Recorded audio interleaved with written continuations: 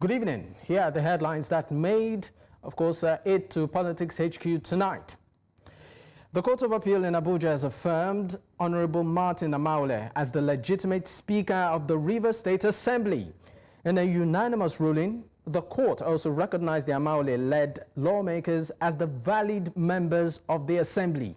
The court dismissed an appeal by Governor Simfu and upheld an earlier Federal High Court ruling that nullified the state's 2024 budget, citing its presentation to only 4 out of 31 Assembly members as a violation of the Constitution.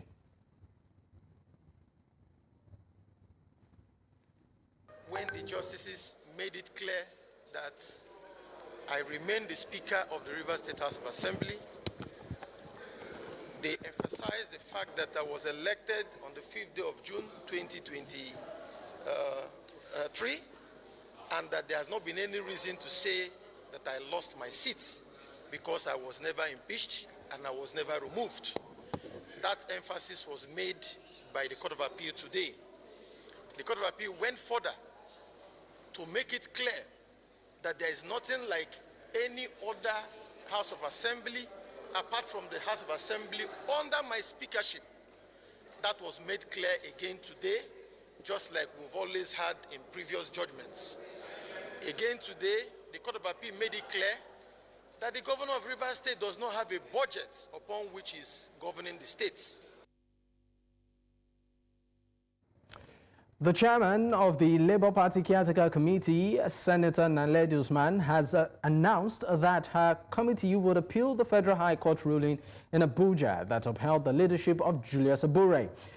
The senator indicated that she met with the party's presidential candidate in 2023 in person of Peter Obi and Governor Alex Otti of Abia State, and Senator Darlington Nwokocha and the secretary of the CTC to discuss the judgment. She cited that while the judgment preceded the committee's formation, they decided to challenge it. And during the meeting, we took note of the judgment of today. And I must say at this point that this case preceded the caretaker committee. It has started much earlier. But having heard the judgment of today, we have taken the decision to appeal accordingly. Therefore, I want to call on all Labour Party members, our brothers and sisters, to please remain calm. We will continue with reconciliation, and at the end of the day, all we just want is one strong Labour Party.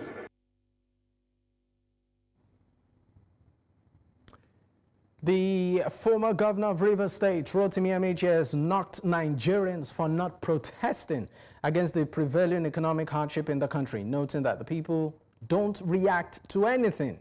Speaking in an interview with on a platform, Amaechi, who was Minister of Transport under Muhammadu Buhari, questioned why Nigerians are not reacting against the high cost of living. He even said, as elite, he no longer is able to afford diesel, while wondering what other people are going through.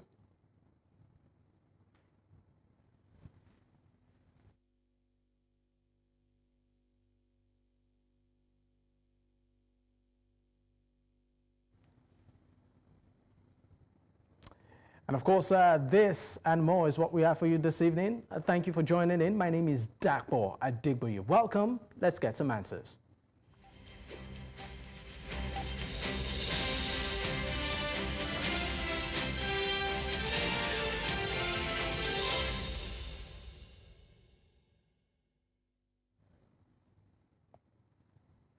Now, many thanks for staying with us. This, of course, is still Politics HQ on News Central Television. Now, our focus tonight is on the crisis within the Labour Party and also a prevailing issue in Nigeria, and that has to do with the recent pump price of petrol, which, of course, was reviewed yesterday by the NNPC, and Nigerians have been reacting to. But this time, we will be focusing on the crisis within the Labour Party. Now, Justice Emeka Nwite of the Federal High Court has declared Julius Abure as the substantive chairman of the Labour Party. A federal high court sitting in Abuja declared the contentious national convention that returned him as the national and his National Working Committee to office as valid. The court also compelled the independent National Electoral Commission to restore the legitimacy and privileges of the party's leadership. The court ruled that the Nnewi convention earlier held in March was constitutional and in line with the laid-down laws of the country. Now, joining me to discuss this at this time is the National Publicity Secretary of the Labour Party, Dr Abayomi Arabambi, and also Ukoh Njoku is the Chief Press Secretary to the Governor of Abia State. Both men are joining me virtually. Thank you for your time. Thank you for having me. Good evening, Nigerians. Okay, I understand that Mr. Njoku will join us in the course of the interview. But let me start off with you, Dr. Arabambi. I would like you to react to a video we played as part of the headlines that made, our show this evening, and that is the reaction to the court ruling, that returned Abure as the chairman of the party. Let's play that video and then get your reaction.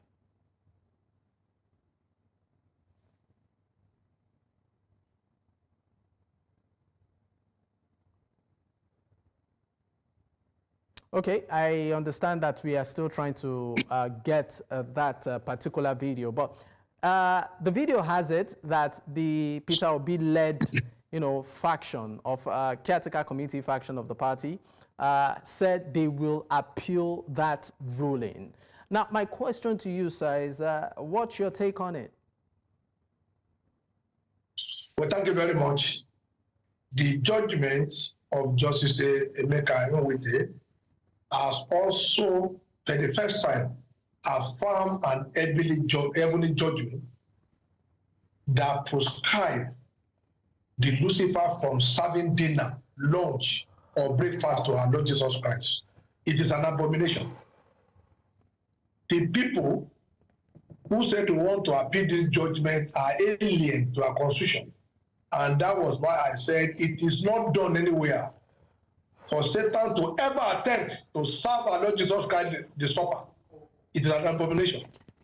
So if they say they want to go and appeal a judgment that has no bearing with them, because the judge is explicitly clear that that convention was not in contravention of any constitutional provision. And I'm going to state it out because we're on national television. Section 92 of the Electoral Act, because it is good for our people to know the rudiment of law before they will now be taking action, that will negate provision of the Constitution. Section 82 is very clear that. So 82.1 said, political party shall notify INEC at least 21 days before notices, convention, meeting, congresses. And Section 82.5 states, and Section 82 now, 82 sub 2 now said that the INEC may, or without the notice, even witness the meeting, convention. Are you getting me? They may or they may not. But 82.5 is where the judgment comes from.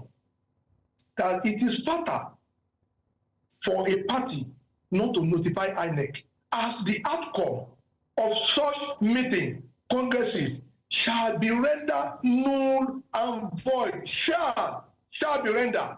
It means that no matter what you do, if you don't inform INEC and you went ahead, you go ahead to do any meeting, convention, or congresses, it is there. The court will set this aside. So these are people that consider themselves as stakeholders without constitutional backing in our party. And let me make reference to, Justice of the Supreme Court, Mary Odili, in the former governor of Kaduna, and Adimodu Sheriff. Okay. Adimodu Sheriff. The court says, that Supreme Court said, parties must obey their constitution first before you now obey the Constitution of Nigeria. Because if you don't obey it, you always be in contravention. Now, all meetings of our party, notices shall be signed by the National Chairman and National Secretary. Shall be signed by National Chairman and National Secretary.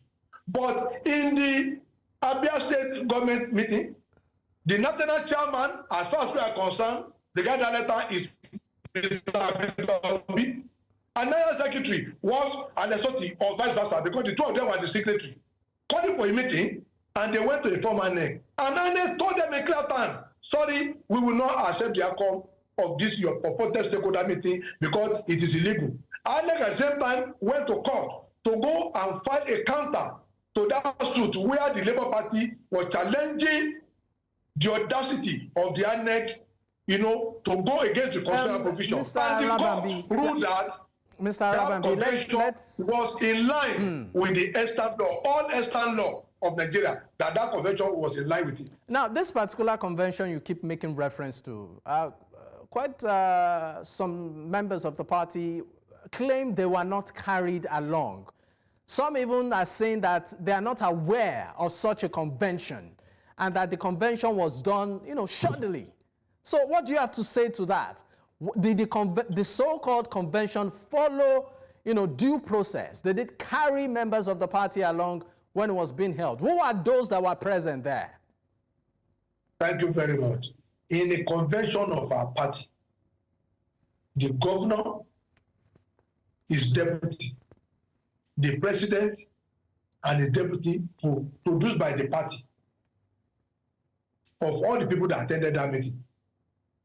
Our constitution excluded senators, House of Rep, House of Assembly member from being part of our convention until when that constitution, you know, is now, maybe we'll do something to it during the next convention. I mean, the next convention. So please, I need to be clear on this. We need to be, Nigerians need to be clear on this. You said those that were at the convention were who? Please be specific. I said they are metalopa, with the exception of, with the exception of Governor of Abia State represented by deputy. Because it was the deputy that declared that convention open, and it was the deputy that declared that convention closed. So Governor of Abia State was fully represented. And don't forget, we do not have president. So we don't expect Tinubu to attend our meeting. You don't expect him there. So it's only the governor produced under the platform of the party that can attend. Then all our national chairman and national secretary, NWC members will be there. Then the president of the NFC, president of the TUC. So their absence does not invalidate the convention because they were given notices. So all the people you say they are complaining, they are members of disobedience. But because they don't read our constitution, they were just, you know, this PDP attitude is in them, thinking everything goes. They don't. I'm sorry, did you just say, did you just accuse them of having PDP attitude? What does that mean? Yeah, what that means is that when you know PDP, PDP is known for malfeasance, PDP is known for executive rascality, where you see 4 members of House Assembly impeaching a governor. 2 members can impeach a governor. Anyway, are you getting me? Mr. Arabambi, let me leave you for a moment. That is where they are coming from. Mr. And that is the problem we're having with them. Dr. Arabambi, please let me leave you for a moment. Let me bring in Ukoh Njoku, that's the Chief Press Secretary to the Governor of Abia State, you know, into this conversation. Thank you for your time, sir.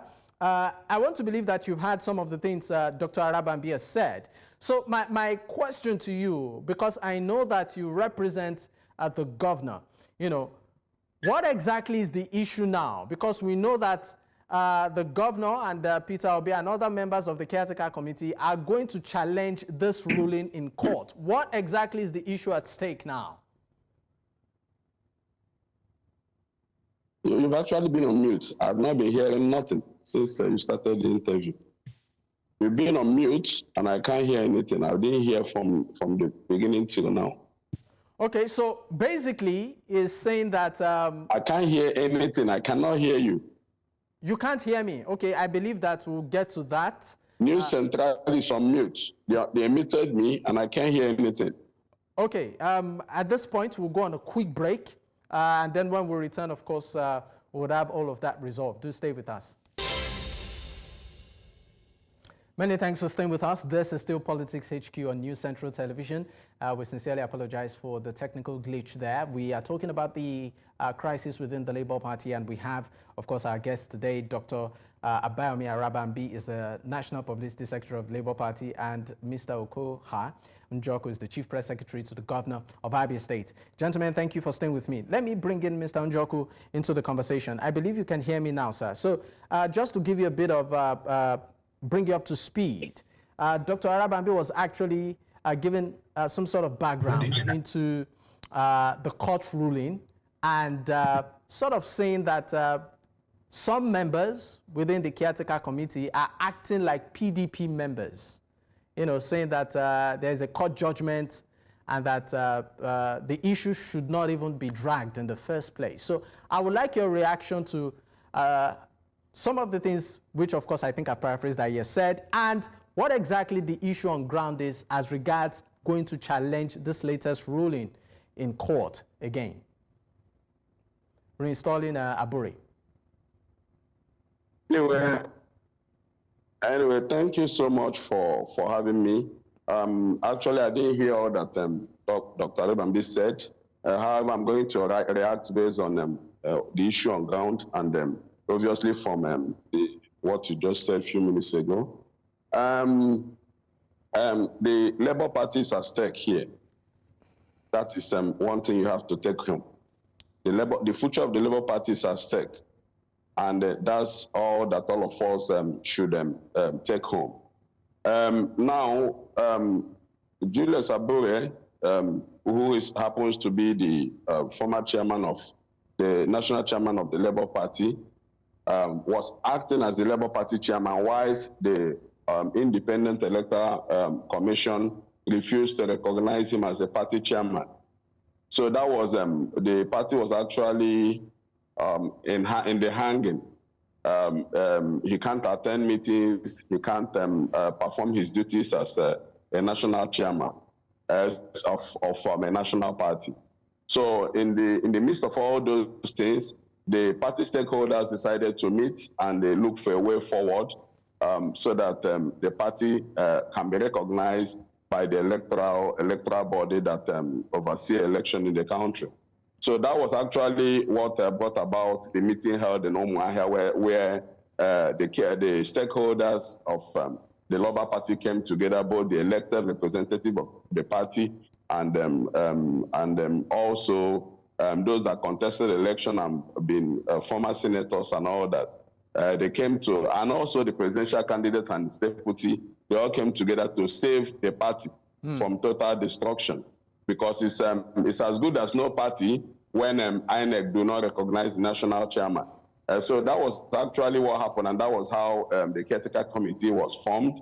Now, based on the latest ruling of a high court, you know, in Nigeria, the high court is a court of first instance, and because it's a court of first instance, I am very sure INEC is probably going to appeal, but those affected by the judgment, that is the caretaker committee of the Labour Party, the National Caretaker Committee of the Labour Party, have indicated their interest to also appeal that judgment to strengthen up all this. Like I said, it's a judgment of the court of first instance, and we still have got the court of appeal and ultimately the Supreme Court.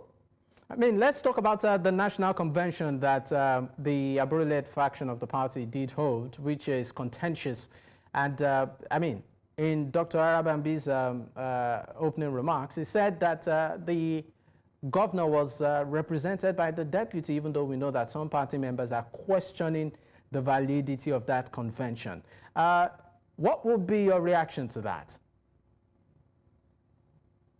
Like I said, when there was a convention held at Enugu, it's not in denial that the Deputy Governor of Abia State was at that convention. But eventually, after the convention, the Independent Electoral Commission refused to recognize that convention. They refuse to give validity to that convention and anything that comes out from that convention. So, like I said in my earlier remark, that Labour Party was at stake. That's actually what prompted the Omaha meeting. Labour Party was at stake. And all the stakeholders were invited, including the former national chairman, Julius Abure, and all the members of his executive to discuss what they have to do going forward. Because a party cannot stay without a leadership. Once the Independent Electoral Commission does not recognize a leadership, then that leadership does not exist. And any action from that leadership will be declared null and void. So that's exactly what happened at Omaha. Like I said, I think I was here the last time, and I told you that my principal is not interested in becoming the national chairman of the party or taking any executive position in the party. My principal is more concerned about the future of the party. And if for anything INEC refuses to recognize the leadership of the party, I think something is wrong. And that was actually why they called the Omaha meeting, to resolve those things that were wrong, and that's how they came up with the caretaker committee. All right, let me leave you for a moment. Let me go back to Dr. Arabambi. Dr. Arabambi, just like he said that his boss is not even interested in the leadership, of the party. All they just want is for the party to move forward. I know that we've had conversations as regards the leadership and also the progress of the party, where you even hinted that it looks like the party wants to be hijacked by certain sets of persons. So maybe you might just want to react to that. And from the tone of your voice, it doesn't appear like there's a solution in sight. Or for you, what would you consider a solution to this crisis?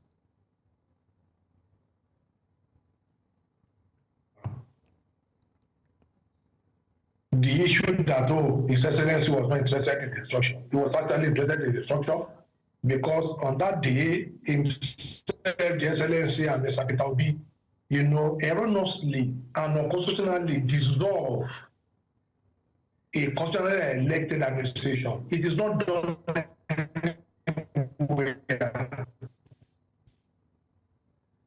They said they dissolved the now appointed a PDP member as chairman, probably, or maybe Mr. Peter Obi deceived, His Excellency to accept that. I don't know, but I know they were interested in that structure. That's number one. Number two, you see, the law is very clear. The Supreme Court has made it clear that all judgment of the courts must be obeyed.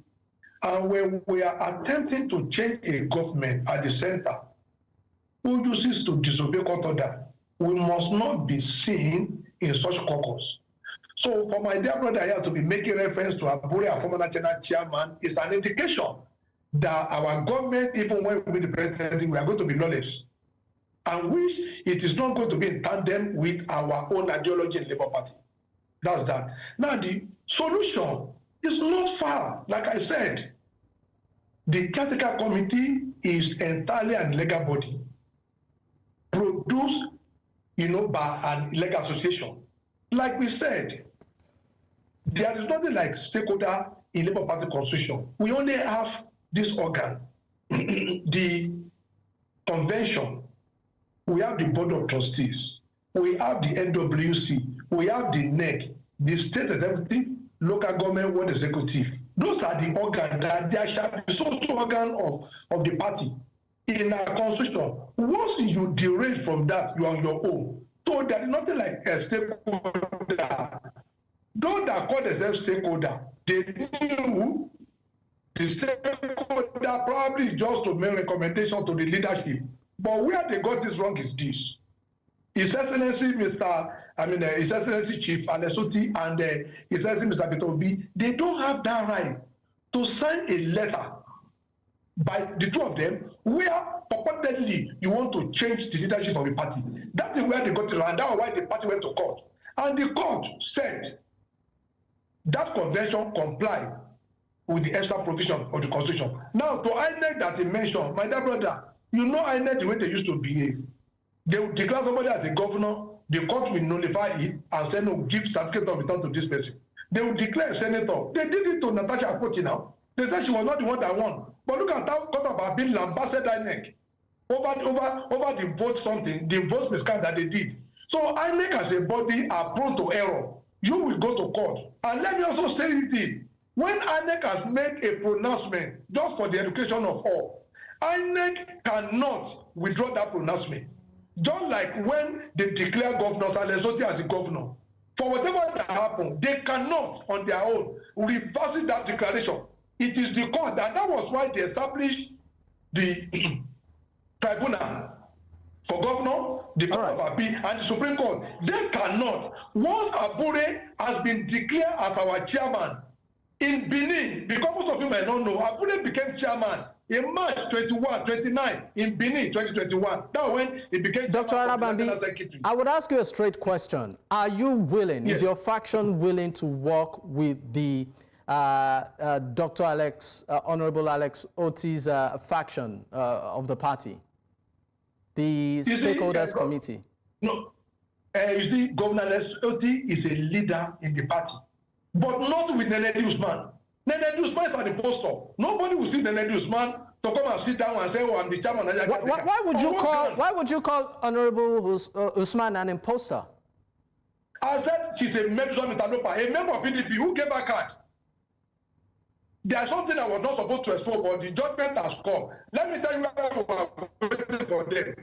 They said tenure has expired since June. Who gave Nnewi Usman membership card? They now appointed some caretaker, and the guy was flaunting the card on the social media that, oh, we have given a card. Who made that Labour Party chairman? I mean, who made that a Labour Party member? In a word. Dr. Arabambi, please hold on. That is in nudity. Wow.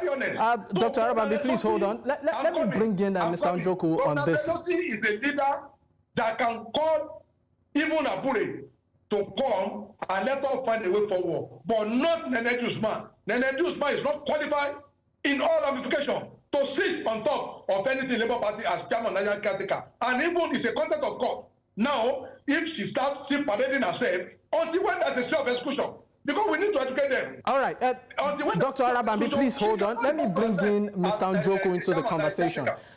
Mr. Njoku, he has said quite a lot of things. He has questioned the validity of Honorable Usman, leadership, even membership of the party. And he also said that the caretaker committee and also the stakeholders group is illegal. I mean, these are weighty, strong allegations. I would like you to react to it. I would not like to join issues with my brother, Dr. Arabambi, on some of all these things that he's saying. But let me make it clear. Membership of the Labour Party is what you can obtain at the award level. And I'm very sure that Dr. Arabambi is not a member or is not in the ward of Senator Nnewi Usman. So he is not in a position to say who is a Labour Party member in the person's own ward. That settles that. So he can't comfortably come out and say this person is not a member, is a member of Labour Party. But is she a member? Is she a bona fide member of the party? She is a bona fide member. She has a membership card and issued at her own ward. So that makes her a Labour Party member. That's about that.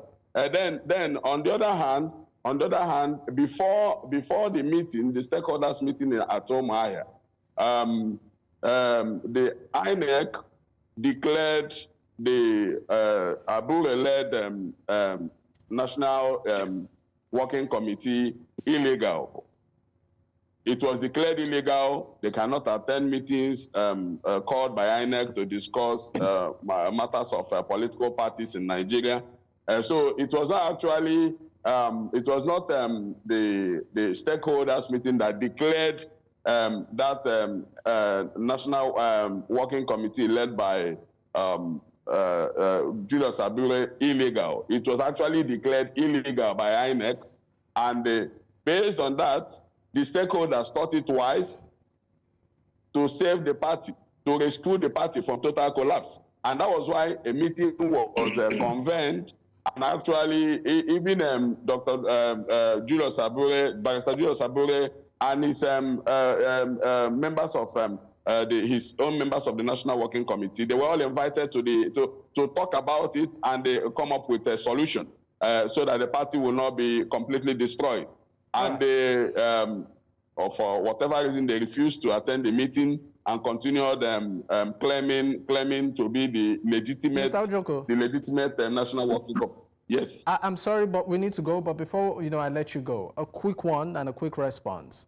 Is the caretaker committee willing to work with the Abure faction of the party? Yes, of course. Yes. Let me tell you this. These have two solutions. Number one solution is which I think should be the path to take is the political solution. Then the other solution is the solution. So